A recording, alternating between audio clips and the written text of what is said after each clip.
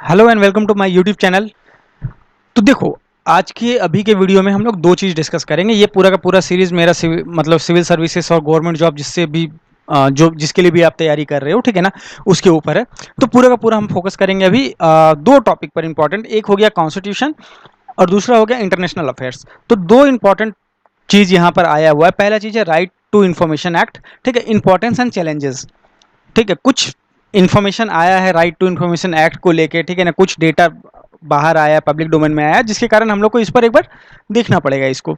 दूसरा चीज हो गया ब्रिक्स वर्चुअल मीटिंग, ठीक है, रिसेंट में ब्रिक्स वर्चुअल मीटिंग हुआ था, ठीक है ना। तो हम लोग उसको भी हम लोग थोड़ा सा देख लेंगे एक बार, और ब्रिक्स क्या है, ब्रिक्स का बैकग्राउंड वगैरह क्या है। तो जब ब्रिक्स वर्चुअल मीटिंग में जाएंगे तो हम ब्रिक्स के बारे में भी जान लेंगे। राइट टू इन्फॉर्मेशन एक्ट में जाएंगे, जो चैलेंजेस है, इंपॉर्टेंस है, उसके बारे में अगर हम जानेंगे तो राइट टू इन्फॉर्मेशन एक्ट के बारे में भी जान लेंगे। तो देखो, सबसे पहले हम लोग का टॉपिक क्या है। हम लोग का सबसे पहले टॉपिक है सूचना का अधिकार अधिनियम, महत्व और चुनौतियां। तो इसका क्या महत्व है सूचना का अधिकार का, ठीक है, और इसके सामने चुनौती क्या क्या है। सबसे पहले हम हिस्ट्री में चले जाते हैं, ठीक है ना, कि ये राइट टू इंफॉर्मेशन एक्ट या फिर सूचना का अधिकार अधिनियम जो है, ठीक है, ये ध्यान में रखना, सूचना का अधिकार अधिनियम 2005। ठीक है, ईयर हमेशा एक्ट के साथ ना ईयर भी हमेशा याद रखा करो, अगर गवर्नमेंट जॉब के लिए तुम तैयारी कर रही है या कर रहे हो तुम लोग, ठीक है। तो सूचना का अधिकार अधिनियम, कोई भी एक्ट जब भी देखोगे उसके साथ में ईयर हमेशा ध्यान में रखना। तो यहाँ पर यहाँ पर देख लो, ये लिखा हुआ है सूचना का अधिकार अधिनियम 2005। तो देखो, हम कोई भी चीज़ पढ़ेंगे ना तो उसका हिस्ट्री से जानना जरूरी होता है। मतलब कि उसका शुरुआत कैसे हुआ, सबसे पहले विश्व के कौन से देश में आया, कैसे आया, उसका इंपॉर्टेंस क्या है, भारत में क्यों आया, ठीक है ना, क्यों मांग पड़ा। कोई भी चीज़ ऐसे तो लोग नहीं मांगने लगते हैं ना, कुछ ज़रूरत होती है, ठीक है ना, हमें कहीं ऐसा ज़रूरत फील होता है कि नहीं यार, कुछ ठीक नहीं हो रहा है, ठीक है ना। और ये ठीक जो नहीं हो रहा है, अगर हम कुछ लेके आए, कोई कानून लेके आए, तो वो ठीक हो सकता है। तो अभी सबसे पहले हम ये देख लेते हैं, जो पहला कानून बना था सूचना के अधिकार से संबंध में, जो पहला कानून बना था, ठीक है, पहला कानून बना था 1766 में स्वीडन में। ये नोट कर लेना, 1766 में स्वीडन में, इंपॉर्टेंट है। अगर तुम देखो, अगर एसएससी वगैरह के लिए भी तैयारी कर रहे हो, या बैंकिंग के लिए भी तैयारी कर रहे हो, या किसी भी रेलवे के लिए तैयारी कर रहे हो, या सिविल सर्विसेज के लिए, स्टेट पीसीएस के लिए तैयारी कर रहे हो, ठीक है, तो ये सब डेट वेट बहुत जरूरी है, ठीक है। तो 1766 में सबसे पहले स्वीडन में आया था, और उसके बाद 1966 में अमेरिका ने भी इस संबंध में अपना कानून एक बना दिया, ठीक है ना। और 1990s आते आते इस टोटल देश जो थे जिनमें सूचना का कानून था, सूचना संबंधी कानून था, उन देशों की संख्या बढ़कर हो गई 13, ठीक है, ये 13, ये इंपॉर्टेंट है। तो ये लाइन हमारा हो गया। नेक्स्ट जो है, भारत में इस संबंध में कानून बनाने का मांग कब उठने लगा। 1987 में क्या हुआ था ना, राजस्थान में, ठीक है ना, ये नोट कर लेना, 1987 में राजस्थान में हुआ था। कुछ मजदूरों को ना वेतन देने से मना कर दिया गया था, ठीक है, और कारण बोला गया था कि भाई आपका परफॉर्मेंस ना असंतोषजनक है, ठीक है, मतलब परफॉर्मेंस आपका सही नहीं है, तो हम आपको वेतन नहीं देंगे। अभी देखो, सिंपल सा बात है, अगर कोई हमको वेतन नहीं देना चाह रहा है, हम किसी ऑर्गेनाइजेशन में काम कर रहे हैं, बोल रहा है कि नहीं आपका परफॉर्मेंस असंतोषजनक है, ठीक है, तो रीजन तो बताना पड़ेगा क्यों असंतोषजनक है, क्या ऐसा किए हैं हम, ठीक है। तो ये जब मांग किया गया, ठीक है, तो किसान, सबसे बड़ा बात क्या है कि किसानों के पक्ष में एक कम से कम संगठन था उस समय में। ये संगठन था मजदूर किसान शक्ति संगठन। ये संगठन जब बहुत दबाव बनाया स्थानीय अधिकारी सब पर, बहुत ज़्यादा दबाव बनाने पर क्या हुआ, उनको दस्तावेज उपलब्ध कराया गया, कुछ प्रासंगिक दस्तावेज उपलब्ध कराए गए। अभी ये दस्तावेज जब उपलब्ध कराया गया तो पता चला कि भाई यहाँ कुछ नहीं था, यहाँ सरकारी अधिकारी सबका भ्रष्टाचार था, ठीक है, कोई असंतोषजनक प्रदर्शन नहीं था, ये सरकारी अधिकारी का भ्रष्टाचार था। तो समय के साथ ये आंदोलन और जोर पकड़ता गया, ठीक है ना, ये आंदोलन जो समय के साथ और जोर पकड़ता गया, और लोगों को लगने लगा कि नहीं यार, कोई भी ऑर्गेनाइजेशन, अगर गवर्नमेंट ऑर्गेनाइजेशन, गवर्नमेंट क्या है, ठीक है, देखो लोकतंत्र में जनता ही मालिक है। अगर हम मालिक हैं तो मेरा जितना भी एजेंसी है या मेरा जितना भी ऑर्गेनाइजेशन है, मेरे अंडर जो सब है, ठीक है ना, हमको हक है कि हम उनसे जाके पूछ सकें कि आप कैसे काम कर रहे हो। ठीक है, या आपने क्या क्या काम किया, या कोई पर्टिकुलर चीज के बारे में हम जानकारी मांग सकते हैं। हम मालिक है, लोकतंत्र में जनता ही मालिक है, हमको ये समझना पड़ेगा। तो अगर जनता ही मालिक है तो जनता के पास जानकारी होना चाहिए। लाइक यहाँ पर जैसे देखो मजदूर किसान संगठन, ठीक है, चलो यहाँ पर तो एक संगठन था इनके पक्ष में, मजदूरों के पक्ष में एक संगठन था। मान लो अगर कोई संगठन नहीं रहता तो ऐसे तो बहुत सारे लोगों को निकाल दिया था नौकरी से, या फिर वेतन देने से मना कर देते हैं, ठीक है ना। तो यहाँ पर तो इनके दबाव में चलो भाई दस्तावेज प्रस्तुत कर दिया गया, लेकिन अगर ये संगठन नहीं रहता तो फिर बहुत मुश्किल हो जाता। तो एक जरूरी बात क्या था, जरूरी बात था कि लोगों को सूचना का अधिकार हो, ठीक है, लोगों को सूचना तक पहुंच हो, इसीलिए हम लोग का सूचना का अधिकार अधिनियम आया, ठीक है। तो ये अधिकार अधिनियम हमारा 2005 में आया। और एक चीज और यहाँ पर नोट करके रख लेना, ये बहुत इंपॉर्टेंट है कि 2005 में सबसे पहले जो आरटीआई के तहत याचिका प्राप्त हुई, ठीक है, वो पुणे पुलिस स्टेशन को प्राप्त हुई, ठीक है। ये यहाँ पर ध्यान में नोट करके रख लेना। तो सबसे पहले किसको प्राप्त हुई, 2005 में अधिनियम प्राप्त होने के बाद सबसे पहला जो आरटीआई हुआ था वो पुणे में हुआ था, ठीक है। ये हो गया हमारा। अब चलो हम मेन टॉपिक पर आ जाते हैं कि आखिर हम लोग इसके बारे में आज पढ़ क्यों रहे हैं। ये तो 2005 का एक्ट है, ठीक है ना, आखिर हम लोग इसके बारे में पढ़ क्या रहे हैं। तो एक हालिया रिपोर्ट ये बता रही है कि केंद्रीय सूचना आयोग और राज्य सूचना आयोग, ठीक है ना, इन दोनों में अभी तक 2.2 लाख मामले लंबित हैं, ठीक है, बहुत बड़ा नंबर है, ठीक है। केंद्रीय सूचना आयोग और राज्य सूचना आयोग दोनों में 2.2 लाख मामले लंबित हैं। अभी हम देख लेते हैं सूचना के अधिकार की जो मौजूदा स्थिति है ना, ये मौजूदा स्थिति क्या है।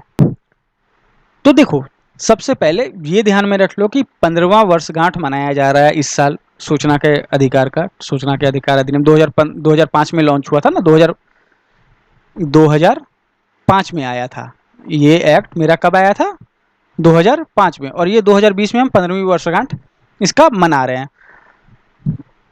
तो जो स्टडीज हुआ है, ठीक है ना, जो मतलब रिपोर्ट आया है, ठीक है ना, एक तुम्हारा सतर्क नागरिक संगठन और दूसरा है सेंटर फॉर इक्विटी स्टडीज, ठीक है। इनके रिपोर्ट में पाया गया है कि सबसे खराब स्थिति ना महाराष्ट्र में है। महाराष्ट्र में टोटल 59,000, देखो 59,000 मामले अभी तक लंबित है, जो अन्य राज्यों की तुलना में सबसे अधिक है। और दूसरा नंबर पे भाई आ गया यूपी हमारा, ठीक है। यूपी में करीब करीब 47,900 मामला लंबित है इसमें। इसके अलावा झारखंड और त्रिपुरा, इसमें कोई सूचना आयुक्त है ही नहीं, किसी भी सूचना आयुक्त का नियुक्ति अभी नहीं हुआ है इसमें, ठीक है ना, कोई सूचना आयुक्त नहीं है। अगला चीज, ये राज्य का सिर्फ बात नहीं है, ये अभी सेंटर का बात भी हम सेंटर में भी आ जाते हैं, ठीक है। केंद्रीय सूचना आयोग जो है, ठीक है ना, सीआईसी, दो तरह का सूचना आयोग होता है, ठीक है ना, एक केंद्रीय सूचना आयोग हो गया और उसके बाद हर राज्य में राज्य सूचना आयोग होता है। तो केंद्रीय सूचना आयोग का जो बात है, यहाँ पर मुख्य सूचना आयुक्त जो है वो भी नहीं है, ठीक है, ये बिना मुख्य सूचना आयुक्त के काम कर रहा है। और केंद्रीय सूचना आयुक्त में केवल 5 सदस्य काम कर रहे हैं, जबकि इसका क्षमता है अधिकतम 10 सदस्य का। 10 सदस्य का नियुक्ति हो सकता है, और एक तुम्हारा मुख्य सूचना आयुक्त होता है। तो मुख्य सूचना आयुक्त तो अभी है ही नहीं, और 5 सूचना आयुक्त केवल अभी काम कर रहे हैं यहाँ पर, ठीक है। तो ये हालत है हमारा। इंपॉर्टेंट, एक बहुत ज़्यादा बोलो तो इंपॉर्टेंट पिलर है। जानकारी लेना अभी लोकतंत्र में हमारा मुख्य अधिकार है, ये अधिकार है हमारा, मौलिक अधिकार है कि हम जानकारी मांगे और जानकारी हमको मिलना चाहिए, ठीक है। लेकिन यहाँ पर क्या है, यहाँ पर जानकारी ही हमको नहीं मिलेगा। जानकारी कैसे मिलेगा भाई, जानकारी में तो डिले होगा ही। जहाँ पर 10 लोग काम करने चाहिए वहाँ पर 5 लोग काम कर रहे हैं। जहाँ पर कुछ कुछ राज्यों में तो झारखंड और त्रिपुरा तो रिकॉर्ड ही बना दिया है, ठीक है ना, इनके पास कोई सूचना आयुक्त ही नहीं है। अभी देखो अगला चीज क्या है, निहितार्थ इसमें, ठीक है। रिपोर्ट में ये भी पाया गया है कि सभी सूचना आयोगों द्वारा निपटाए गए कुल मामलों में केवल 2.2, एक मिनट, एनीवे ये तो सॉल्व हो गया। तो निपटाए हुए कुल मामलों में केवल 2.2% मामलों में ही दंड या सजा दिया गया। अभी दंड या सजा के बारे में भी हम थोड़ा देख लेते हैं, ठीक है ना, कि दंड या सजा इसमें है क्या। देखो अभी सूचना तुम्हारा सूचना अधिनियम जो है हमारा, राइट टू इन्फॉर्मेशन एक्ट, इसमें ये प्रावधान दिया गया था ना कि इन्फॉर्मेशन तो तुमको मिलना चाहिए, लेकिन इन्फॉर्मेशन टाइमली बेसिस पर भी तो मिलना चाहिए ना। अब ऐसा नहीं कि हम आज कुछ जानकारी मांग रहे हैं, हमको भाई 20 साल के बाद जानकारी दे रहे हैं, ठीक है, तब तक पता चला कि भाई बुढ़ा गए हैं हम, ठीक है, अब क्या करेंगे जानकारी का। तो इनको बोला क्या गया है कि तुम जब भी एप्लीकेशन फाइल करोगे या करोगी, ठीक है, तो उसके बाद 30 दिन के अंदर तुमको जानकारी मिलना चाहिए। और सही जानकारी मिलना चाहिए, ठीक है, ये ध्यान में रखना। लेकिन अगर इसमें डिले हो जाता है, किसी भी तरह से अगर इसमें डिले हो जाता है, फाइन है इसमें 250 रुपया पर डे। फाइन किसको लगेगा? जो भी रिस्पॉन्सिबल ऑफिसर है, जिसके कारण वो इंफॉर्मेशन यूजर तक नहीं पहुंच पाया या नागरिक तक हमारा नहीं पहुंच पाया, उसको फाइन लगेगा। उसको उसका सैलरी से देना पड़ेगा, ठीक है ना। 30 दिन के बाद हर दिन 250 रुपया फाइन लगेगा उसको, अप टू 25,000 रुपया तक, ठीक है। और ये पैसा उसके सैलरी से जाएगा, ये पैसा उसके सैलरी से जाएगा, ये है फाइन। नेक्स्ट हम देख लेते हैं कि अधिनियम के जो प्रमुख प्रावधान हैं वो सब क्या हैं। तो सबसे पहले हो गया कि कोई भी भारतीय नागरिक, ऑलवेज याद रखना, अगर सिविल सर्विसेज का एग्जाम हो रहा है, ठीक है ना, तो वो लोग बहुत स्पेसिफिक क्वेश्चन पूछते हैं। लाइक तुमको ये नोट करके रखना पड़ेगा कि यहाँ पर ये भारतीय नागरिक के ऊपर ही लागू हो रहा है। कोई भी भारतीय नागरिक किसी भी सार्वजनिक या सरकारी प्राधिकरण, ठीक है, ये नोट करके रखना पड़ेगा, सार्वजनिक या सरकारी प्राधिकरण से किसी भी प्रकार की जानकारी प्राप्त करने के लिए स्वतंत्र है, और जानकारी उसको 30 दिन के भीतर मिलनी चाहिए। लेकिन ये ध्यान में रखना है कि जो मांगा गया जानकारी है वो रक्षा हो गया, राष्ट्रीय सुरक्षा हो गया, या फिर व्यक्तिगत सूचना, इससे संबंधित नहीं होना चाहिए, ठीक है। तो सार्वजनिक या फिर सरकारी प्राधिकरण से सूचना मांग सकता है, ठीक है। अब ऐसा नहीं मांग सकता कि हमारा घर में जो पंखा आया था वो पंखा का बिल का ये चाहिए, थोड़ा जेरॉक्स कॉपी चाहिए, ठीक है, ये सब नहीं हो सकता है, ठीक है। या नया एसी लगा है तो वो एसी कैसे लगाएं, ये मेरे ऊपर लागू नहीं हो रहा है, ये किसी सार्वजनिक या सरकारी प्राधिकरण के ऊपर लागू हो रहा है, ठीक है। और रक्षा, राष्ट्रीय सुरक्षा और व्यक्तिगत सूचना, व्यक्तिगत सूचना भी नहीं, ऐसा नहीं है कि व्यक्तिगत सूचना मिलेगा। अगला चीज क्या है कि जो सार्वजनिक प्राधिकरण है उनको भी ये बोला गया है कि आप अपने दस्तावेज जो हैं उनको संरक्षित करके रखिएगा कंप्यूटर में। डॉक्यूमेंट ही नहीं रहेगा तो सूचना कहाँ से मिलेगा, ठीक है। तो डॉक्यूमेंट उनको भी संरक्षित करके रखना है, कहाँ? अपने कंप्यूटर में, कंप्यूटराइज करके उसको रखना है। अगला चीज, इस मामले में राष्ट्रपति का कार्यालय, उपराष्ट्रपति का कार्यालय, प्रधानमंत्री का कार्यालय, संसद कार्यालय, राज्य विधानमंडल के साथ सर्वोच्च न्यायालय, उच्च न्यायालय, नियंत्रक और महालेखा परीक्षक, ठीक है, कैग जिसको हम बोलते हैं, निर्वाचन आयोग जैसे संवैधानिक निकाय, इनके ऑफिस से रिलेटेड जो इंफॉर्मेशन है, ठीक है, हम वो भी मांग सकते हैं सूचना के अधिकार अधिनियम के तहत। तो सबसे पहले इसमें क्या आ गया? एक आ गया तुम्हारा केंद्रीय सूचना आयोग और दूसरा आ गया राज्य सूचना आयोग। केंद्रीय सूचना आयोग में होगा कौन कौन? एक मुख्य सूचना आयुक्त और दूसरा होगा 10, अधिकतम 10 सूचना आयुक्त। तो अभी यहाँ पर तो भाई मुख्य सूचना आयुक्त है ही नहीं, और अगला चीज हो गया कि जो 10 आयुक्त हैं इसमें 5 आयुक्त ही हैं अभी फिलहाल के लिए। अब देखो ये महत्वपूर्ण क्यों है? महत्वपूर्ण सिंपल सा बात है, कोई भी ऑफिस है, ठीक है, कोई भी गवर्नमेंट ऑफिस है, पब्लिक ऑफिस है, अगर ट्रांसपेरेंसी रहेगा ऑफिस में ना, अगर ऑफिस में ट्रांसपेरेंसी होता है, ट्रांसपेरेंसी का मतलब समझो पारदर्शिता। पारदर्शिता कब होगा? ठीक है, कि हम कुछ कर रहे हैं, अगर कोई उसके बारे में इंफॉर्मेशन चाह रहा है, कोई नया योजना है, ठीक है, उस योजना के बारे में कोई इंफॉर्मेशन चाह रहा है, या फिर कोई नया टेंडर निकला था, कोई नया ब्रिज कंस्ट्रक्ट हुआ था, उसके बारे में कोई इंफॉर्मेशन चाह रहा है कि भाई कितना पैसे में खर्च किए हो, ठीक है ना, किसको किसको टेंडर दिए थे और कहाँ कहाँ कितने पैसे लगे हैं इसमें, ठीक है। तो ये सारा चीज अगर पब्लिक डोमेन में चला जाए तो ऑफिसर्स को भी डर रहेगा कि भाई घपला नहीं करना है, यहाँ पर भ्रष्टाचार हमको नहीं करना है। तो सिंपल सा बात है यहाँ पर कि भ्रष्टाचार की समाप्ति, ये बहुत बड़ा बात है। सूचना के अधिकार का जो उपयोग है, ठीक है ना, ये भ्रष्टाचार को समाप्त करने में काफी जरूरी है। और दूसरा चीज जो हम बताएं, ठीक है ना, कि हम लोग सिंस मालिक है, हमारे पास ये अधिकार होना ही चाहिए कि हम जान सकें कि मेरे ऑफिस में क्या चल रहा है। अब देख लेते हैं सूचना के अधिकार के अधिनियम की जो चुनौती है ना, चुनौती सब क्या है। पहला चीज हो जाता है क्या कि भारत में निरक्षरता और जागरूकता बहुत ज्यादा है, जिसके कारण लोगों को पता ही नहीं रहता है कि भाई ये आरटीआई हमको फाइल कैसे करना है या एप्लीकेशन हमको कैसे देना है, तो ये पता ही नहीं रहता है। तो ये एक प्रॉब्लम हो जाता है। दूसरा प्रॉब्लम है हमारा कि जो ग्रामीण क्षेत्र है, ठीक है ना, वहाँ पर जागरूकता ही नहीं है। अब जागरूकता नहीं है तो लोगों को पता ही नहीं है कि कैसे हमको यूज करना है इस अधिनियम का। अगला चीज ये भी हो जा रहा है कि सूचना आयुक्त थी तो न, देखो ना, केंद्र में ही सूचना आयुक्त नहीं है, बहुत सारे राज्य में नहीं है। केंद्र में मुख्य सूचना आयुक्त आज तुम्हारा मंगलवार तक तो अभी तक तो नहीं आए हैं, ठीक है। अब देखो हो सकता है कि आज कुछ हायरिंग हो जाए, पता नहीं, देखते हैं। आज के बाद हो सकता है कुछ हो जाए, बट अभी तक तो नहीं है, कुछ राज्य में भी नहीं है। अगला चीज़ ये भी है हमारा कि निरक्षरता भी बहुत ज़्यादा है और जागरूकता में कमी है लोगों में।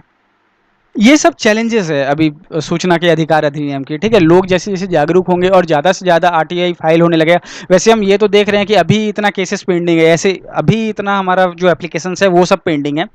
आगे और एप्लीकेशन आएगा तो पता नहीं क्या होगा। एनीवे, अल्टीमेटली अधिनियम बहुत काम का है, हम लोग को इस पे काम करने का और ज़रूरत है, इसको सुधारने का और ज़रूरत है, चीज़ों को और मतलब कि सही जगह पर लाने की ज़रूरत है। बट हाँ, अल्टीमेटली ये जो अधिनियम है ये काफ़ी अच्छा है, ठीक है, और ये हम लोग का लोकतंत्र को और ज़्यादा मजबूती देता है।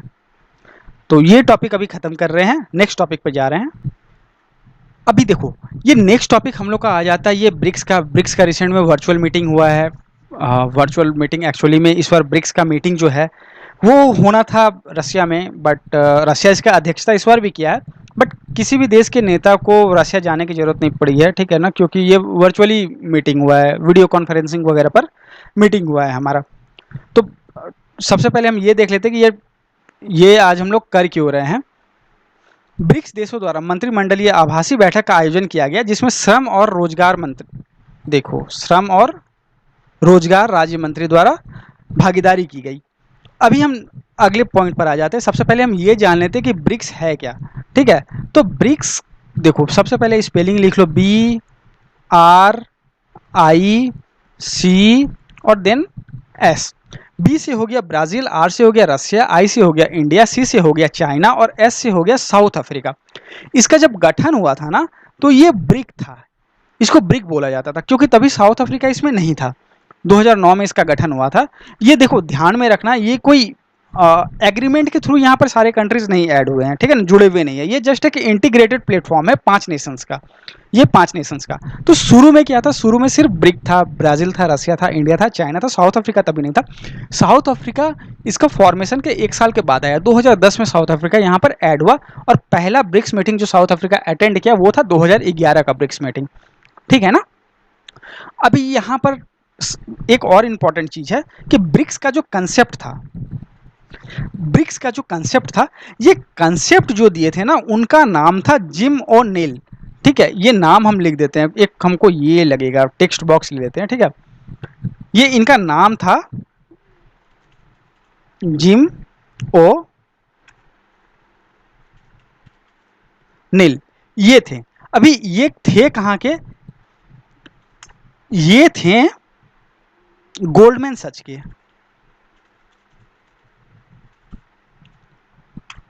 ठीक है, ये थे गोल्डमैन सच के।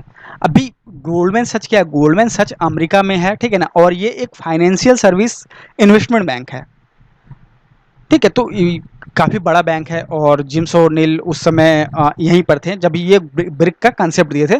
तो एक पब्लिकेशन था, पब्लिकेशन का नाम है बिल्डिंग बेटर ग्लोबल इकोनॉमिक्स। रुको, ये भी लिख देते हैं, पब्लिकेशन का नाम भी लिख दे रहे हैं यहाँ पर, बिल्डिंग बेटर ग्लोबल इकोनॉमिक्स और ब्रिक। यहां पर सबसे पहले आया था मेरा ब्रिक का नाम, ठीक है। इसमें था तुम्हारा बी से ब्राजील, आर से रसिया, आई से इंडिया, सी से चाइना। अभी देखो, ब्रिक्स आखिर किस एरियाज में वर्क करने के लिए बनाया गया था, काम क्या है, क्यों कोई भी ऑर्गेनाइजेशन, अगर कोई भी 5 देश मिले हैं यहाँ पर, और वो भी दुनिया के बड़े 5 देश मिले हैं, तो कुछ कारण से ही मिले होंगे ना। तो पहला कारण क्या था, पहला कारण था इनका इकोनॉमिक कोऑपरेशन, आर्थिक सहयोग, ठीक है। अब आर्थिक सहयोग में हो गया एकीकृत व्यापार हो गया। इनका आर्थिक सहयोग का सबसे बड़ा एग्जाम्पल है एनडीबी। एनडीबी क्या है, एनडीबी एक्चुअली में न्यू डेवलपमेंट बैंक है। एनडीबी क्या है, एनडीबी है न्यू, एनडीबी का पूरा नाम मेरा यहाँ पर न्यू डेवलपमेंट बैंक है। हेडक्वार्टर इनका कहाँ है, हेडक्वार्टर है संघाई चाइना में, ठीक है।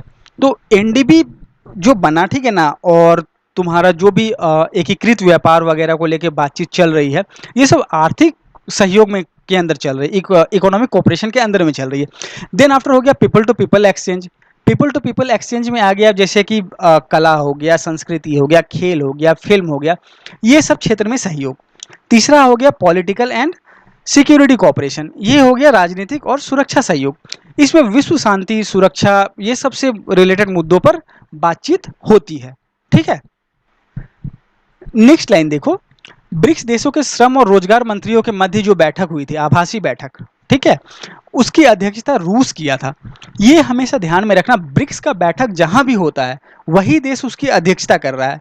इस बार का जो बैठक था वो रूस में होना था, 2020 का जो बैठक है वो रूस में होना था। तो रूस ही इसका, भले वर्चुअल बैठक हुआ बट अध्यक्षता कौन किया? रूस ही किया।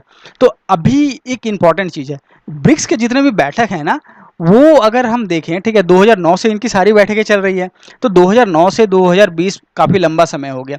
तो सारा बैठक हम कैसे याद करेंगे कि सारा बैठक कहाँ कहाँ हुआ था? ये बहुत बार इंपॉर्टेंट हो जाता है, ठीक है ना, कि ब्रिक्स का 2011 का बैठक कहाँ पर हुआ था। ये इंपॉर्टेंट जो जो बैठक है, ब्रिक्स का 2010 का बैठक जिसमें साउथ अफ्रीका ऐड हो गया था, या 2014 का बैठक जिसमें फोर्टालिजा, जिसको फोर्टालिजा में हुआ था, ब्राजील में हुआ था, ठीक है। यहीं पर एनडीबी का कंसेप्ट आया था, जो कि नेशनल न्यू डेवलपमेंट बैंक है, जिसके बारे में हम लोग अभी आगे यहाँ पर पढ़े थे। तो ये याद करने का बहुत शॉर्ट तरीका है, बहुत इजी तरीका है, एक ट्रिक से काफी आसानी से याद हो जाए, वो ट्रिक हम लोग डिस्कस कर लेते हैं। तो देखो, पहला मीटिंग जो ब्रिक्स का हुआ था वो हुआ था रसिया में, ये ध्यान में रख लेना। पहला मीटिंग हुआ था कहाँ? रसिया में, ठीक है। अभी रसिया से दो दो का हम लोग को दो दो घर में देखना है, ठीक है ना। पहला हो गया, पहला घर ये दोनों बी आर हो गया, दूसरा हो गया आई सी, तीसरा हो गया एस, ठीक है। तो पहले इधर का रसिया, देन आफ्टर ब्राजील, यहाँ पर ब्राजील लिख दो। 2009 में रसिया हो गया, 2010 में क्या, कौन सा हो गया? ब्राजील। देन फिर यहाँ पर ये दोनों घर है, इसमें पहले हमको बाद का घर देखना, क्योंकि बी आर में हम सबसे पहले क्या, बाद का घर देखे थे ना। तो सब उसके बाद क्या हो गया? चाइना, ये हो गया हमारा चाइना। देन आफ्टर फिर इंडिया, ठीक है। और उसके बाद बचा सिर्फ एक ही बच रहा है यहाँ पर, साउथ अफ्रीका। तो ये हो गया साउथ अफ्रीका। ये मीटिंग में इंपॉर्टेंट है, याद रख लेना कि इसी मीटिंग में साउथ अफ्रीका ऐड हुआ था, ठीक है। जिसके बाद ब्रिक्स जो है ना, BRIC पहले नाम था, BRIC नाम था, उसके बाद साउथ अफ्रीका के नाम आने के बाद इसमें एस जुड़ गया, ठीक है। तो ये हो गया तुम्हारा पूरा का पूरा ब्रिक्स। अभी ये एक तो काम हो गया हमारा, ठीक है ना, एक राउंड यहाँ पर कंप्लीट हो गया। पहले रसिया हो गया, Russia, Brazil, China, India, then south Africa. अब 2014 से हम आते हैं। 2014 में सबसे पहले यहाँ पर, अब अभी हम ऐसे करके आ रहे थे ना, 1 1 2, देन आफ्टर फिर 1 2, देन ये था। अभी हम सीरीज से जाएंगे, तो एकदम सीरीज से नाम लिख दो, BRICS।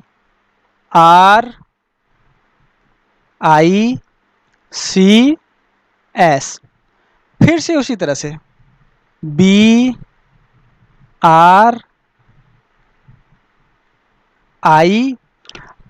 अभी इससे हमको ये पता चल रहा है कि नेक्स्ट जो ब्रिक्स का मीटिंग होने वाला है वो कहाँ होगा? वो इंडिया में होगा, ठीक है। अभी 2020 वाला ये रशिया में। तो पहले कैसे, 2009 से ब्रिक्स, 2009 में फॉर्मेशन हो गया ब्रिक्स का, ठीक है, 2009 में फॉर्मेशन हो गया। सबसे पहले हमारा क्या क्या आ गया? रसिया आ गया, रसिया, ब्राजील, देन आफ्टर फिर पहले सबसे पहले रसिया, देन फिर ब्राजील, देन आफ्टर फिर चाइना, देन आफ्टर फिर इंडिया, एंड देन आफ्टर फिर साउथ अफ्रीका।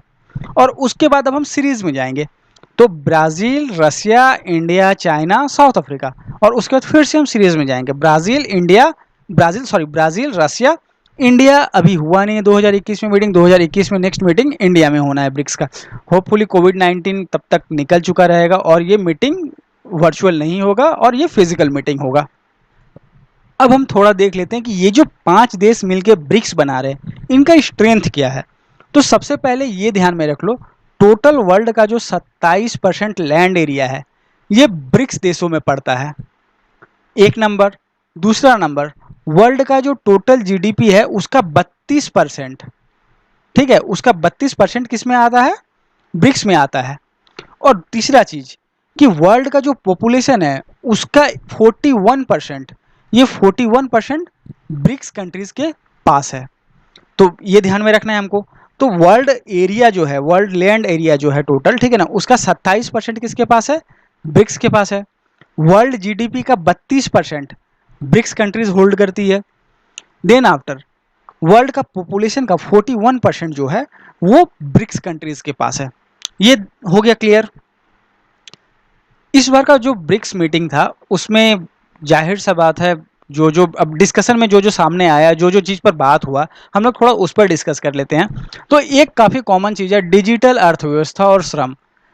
अभी हम लोग को ये पता है कि अर्थव्यवस्था, ठीक है ना, डिजिटल जितना हो उतना ज़्यादा अच्छा है।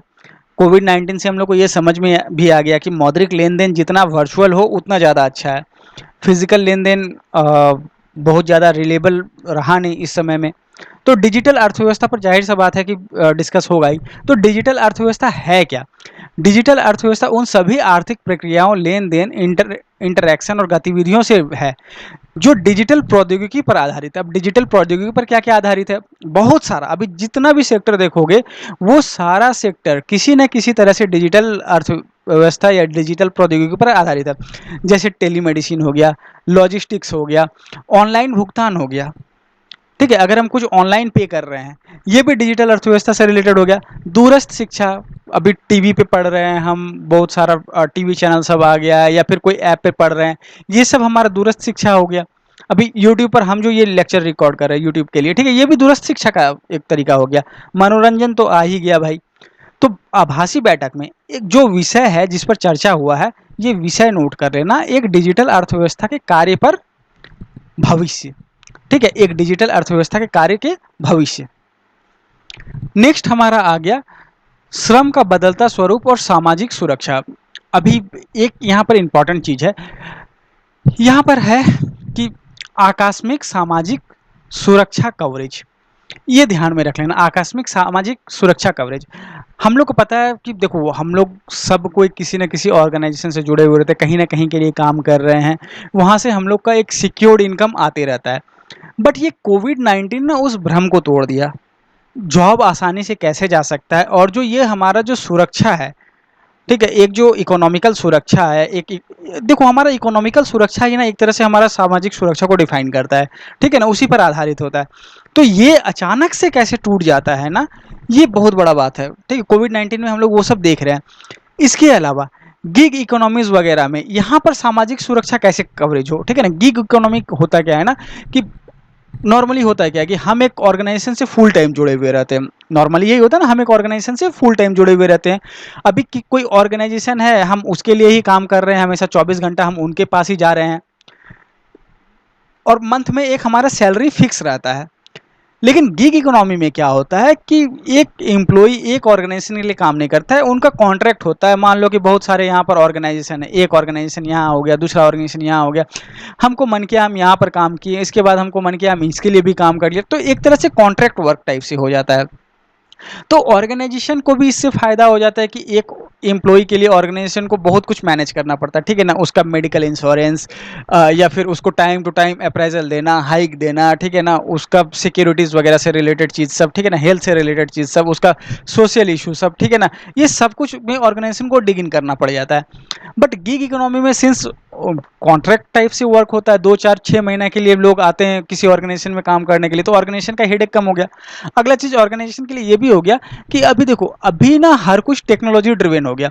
तो ऑर्गेनाइजेशन को मान लो कोई एक सर्टेन टेक्नोलॉजी पर काम करने वाले बंदे चाहिए, ठीक है, और उनके पास जो मैन पावर है उसमें वो बंदे हैं नहीं, तो उनको ट्रेनिंग देना पड़ेगा, इस तरह के बहुत सारे कॉस्ट उनके ऐड हो जाते हैं। बट गिग इकोनॉमी अगर रहा तो क्या करेंगे ऑर्गेनाइजेशन, ऑर्गेनाइजेशन के पास तो कोई फुल टाइम वर्कर है नहीं, रेयर ही कुछ कुछ जो की लेवल की पर्सन है वही फुल टाइम वर्क कर रहे हैं, बाकी वो जस्ट पोस्ट कर लेंगे जॉब पोर्टल पे कि भाई मेरे को जावा डेवलपर चाहिए, मेरे को डॉट नेट डेवलपर चाहिए, मेरे को ये सब चाहिए, ये सब चीज़ें बंदे में होनी चाहिए। बंदा आएगा, बंदा काम करेगा ऑर्गेनाइजेशन में 6 7 महीने के लिए, प्रोजेक्ट बेसिस पर काम करेगा और बंदा निकल जाएगा।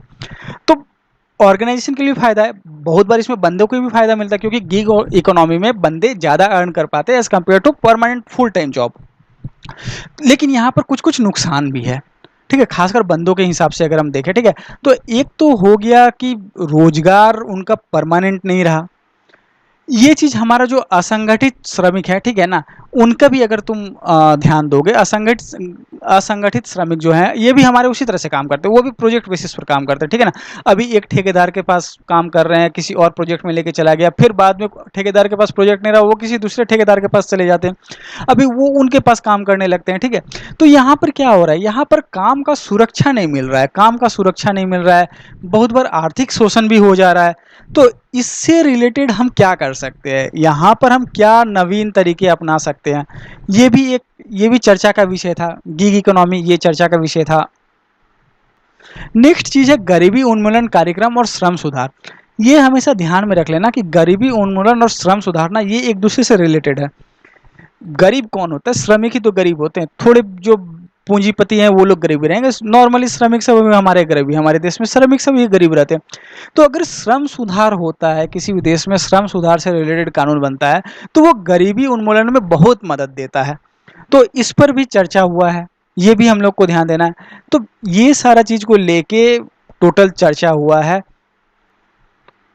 फाइनली अगर हम देखें ब्रिक्स को, तो ब्रिक्स बहुत अच्छा काम भी किया है। बहुत सारे चैलेंजेस भी हैं, खासकर भारत के लिए बहुत सारे चैलेंजेस हैं। लाइक ब्रिक्स में अब बात चल रहा है कि एक हम लोग यूनिफाइड 5G नेटवर्क पर काम करेंगे, ठीक है। तो ये यूनिफाइड 5G नेटवर्क पे काम करेंगे, तो हमको पता है कि चाइना इस टेक्नोलॉजी में बहुत, ये 5G 3G क्यों हो गया, चाइना का नाम लेने के कारण क्या?